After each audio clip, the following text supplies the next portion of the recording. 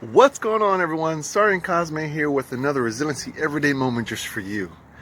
Now today we're going to focus on fear. Everybody has a fear somehow, some way. It's an emotion you can't control. It's an emotion that's always going to be there through the good and or the bad, especially in the bad times. Now I'm not going to go ahead and dive into this. I have a special guest just for you that's going to help me out talk about fear.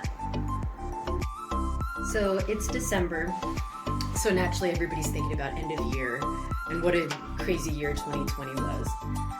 I think it is very easy to think negatively about 2020 because there was a lot of negativity that happened, a lot of shocking and terrible things.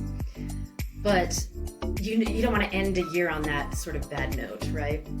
I was watching a TED Talk the other day, and it was a therapist speaking, and she talked about how for her whole career she's been telling people that stress and fear and like basically these negative feelings that can affect us so are terrible, right? These are terrible things. We need to get rid of it. And what she came to realize that she was entirely wrong. These are things that everybody deals with. How can you use that stress, fear, anxiety, how do you use that to propel you into the action? Like, these are triggers. They're telling you and they're elevating you to do certain things. And we need to become friends with that. It's going to happen. We're never going to eliminate stress, that sort of thing. So I thought about that a lot. It was really groundbreaking for me. I was like, yeah, they're right. And I tried to take that a little bit more introspectively about like, what are the things that stress me out? And it really stems from a place of fear for me. A fear of not succeeding, and that's me. It might be different for everybody else. And I hope that doesn't come across as vain, because it's one thing to be like, oh, I want to be seen as a success, but really, if you don't succeed at your job, you're looking at losing your salary. If I don't succeed here in the military, then I affect a lot of people and potentially this very important mission that we have. If I don't succeed at home, well, what are my kids going to grow up and be like, and 2020 seemed to like really exacerbate a lot of those things. It really brought out the fear in us, right?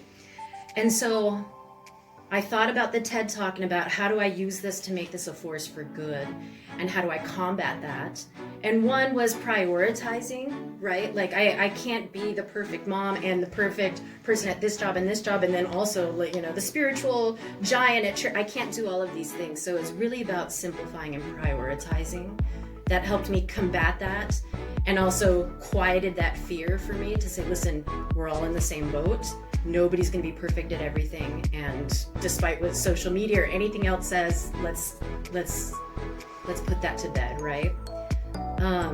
Another way I was able to combat these fears, especially when I was alone, at working from home, like you just didn't have much interaction with people, and Zoom just didn't really count. It didn't feel like a meaningful interaction.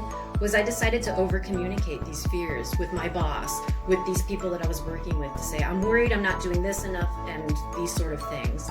And that helped. I got feedback for it, and most of my fears were completely false. The third thing that intermittently would come in was just outwork everybody, Gwen. It doesn't matter. Just do the best that you can for as hard as you can, and then take the breaks when you need them. Outwork everyone. And that works. You can't hold that pedal to the metal the whole time, but that helped me. The last piece of advice that I gave myself, and then I offer it to you, is stop thinking about yourself. It's hard, but nobody cares as much about you as you do. Maybe that's not true, but it is for me. Not everybody is zeroing in on my fears or my failures or whatever I'm worried about as much as I am. So I needed to just cut myself a break in so many different areas. I look back on 2020 though, as there was a lot of negativity.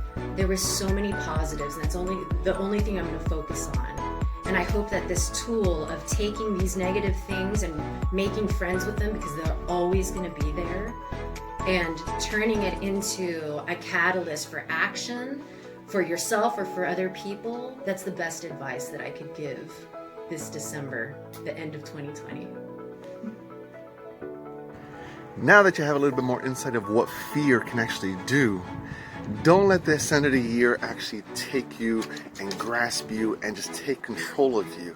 It's a hard emotion to get rid of. It's something that's always going to be there for the rest of your lives. Just take care of yourselves and end this year with a bang. Start off next year with even a more positive thing, a more positive bang, and just keep on going. Keep pushing yourselves, because we need you.